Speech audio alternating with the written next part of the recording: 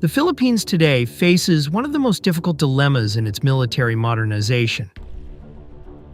While Manila has invested heavily in naval platforms, coastal defense, and long-range surveillance radars under the Horizon programs, it remains strikingly vulnerable in one particular area: air and missile defense.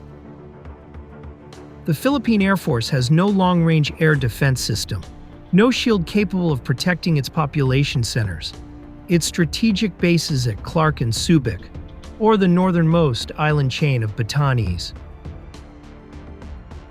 In a region where missile arsenals and advanced air platforms are growing at an alarming pace, this gap represents a critical weakness.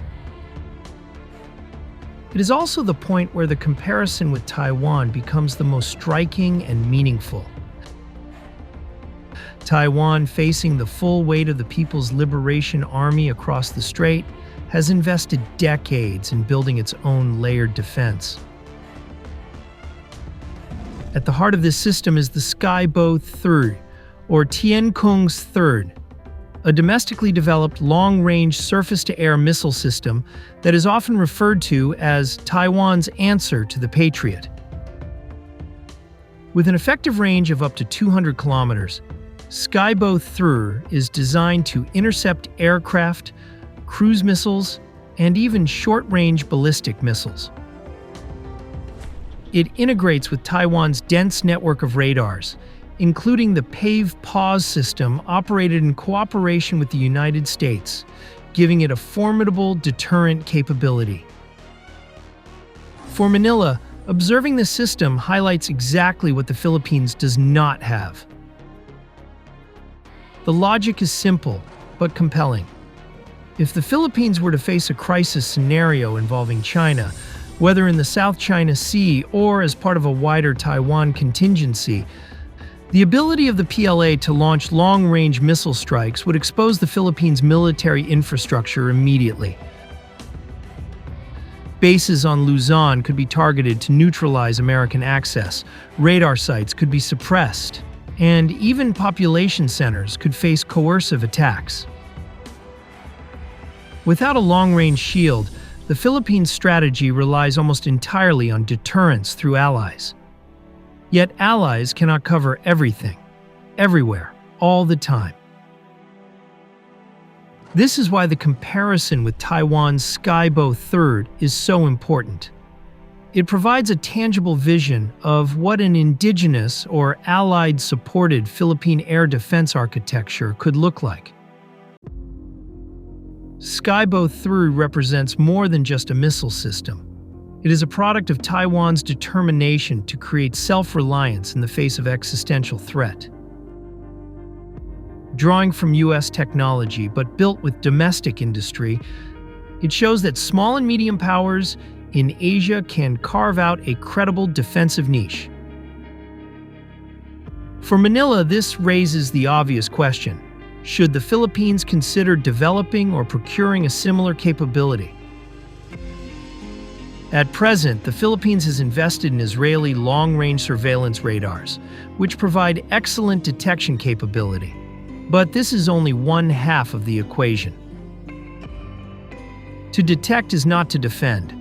Without interceptors, radar data only maps vulnerabilities.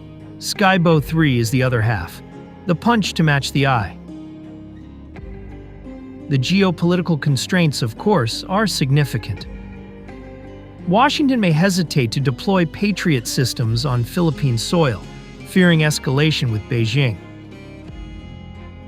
Japan, for its part, maintains advanced Aegis destroyers and is considering new land-based air defense solutions, while Australia is also modernizing its missile defense architecture. These allies can serve as bridges, but they do not solve Manila's core problem. Its own territory lacks any credible shield. In this sense, Taiwan's Skybow III is not merely an example, but a model. If Taipei, under constant pressure and with fewer resources than China, can field such a system, Manila at least has the political and strategic justification to seek something comparable, whether through cooperation with allies or joint development. From a purely military perspective, the presence of a Skybow 3-like capability in Luzon would transform the security calculus in the northern Philippines. Clark and Subic could be defended against missile strikes. The Batanes Islands, only 200 kilometers from Taiwan, could serve not only as a listening post, but as a defended outpost capable of deterring aerial incursions. Even Manila itself would have a measure of protection. The Philippines would no longer appear as a soft underbelly in the first island chain, but rather as a hardened link, complicating any PLA planning for a Taiwan operation or South China Sea escalation. For the Filipino public and the broader region, this would represent a major leap in deterrence credibility. It is worth imagining the potential scenario. In the event of a Taiwan contingency, PLA missile brigades would attempt to suppress not just Taiwanese defenses, but also Allied access points across the region. Luzon would be one of the first areas targeted to deny American use of Philippine bases. With only radars, Manila could observe the incoming threat, but remain powerless. With Skybow 3 or its equivalent, however, the Philippines could credibly defend its territory, protect Allied reinforcements, and assert its role as an active partner rather than a passive host. This would fundamentally shift the balance of deterrence. Some may argue that the cost of such a system is prohibitive. Yet the cost of remaining defenseless is higher. Taiwan's example proves that even under blockade threats, investment in long-range air defense pays dividends in stability and in international credibility. Moreover, such systems do not need to cover the entire archipelago. Strategic concentration in Luzon and the north would already provide a transformative effect.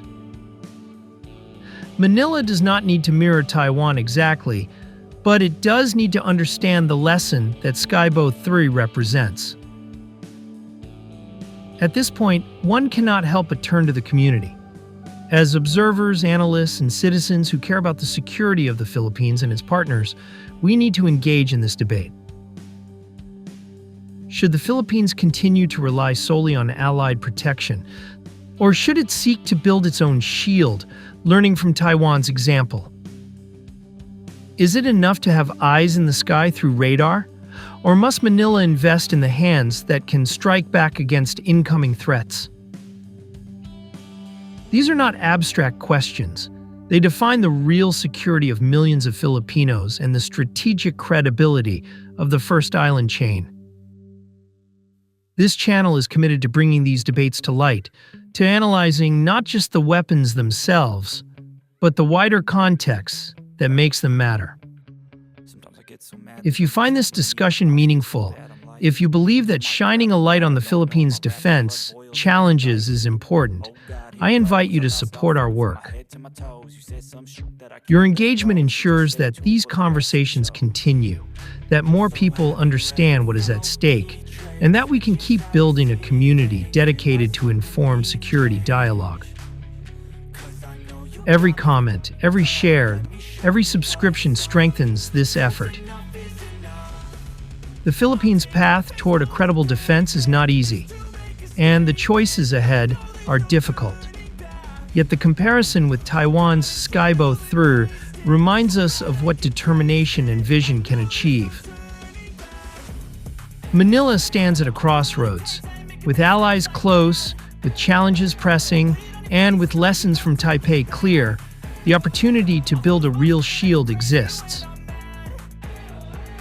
The question is whether the Philippines will seize it or whether it will continue to look at the sky without a bow in hand.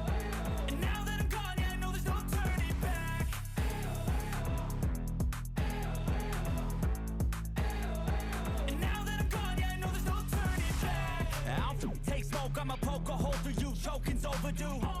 Come at me and you won't get any older, dude. Crack your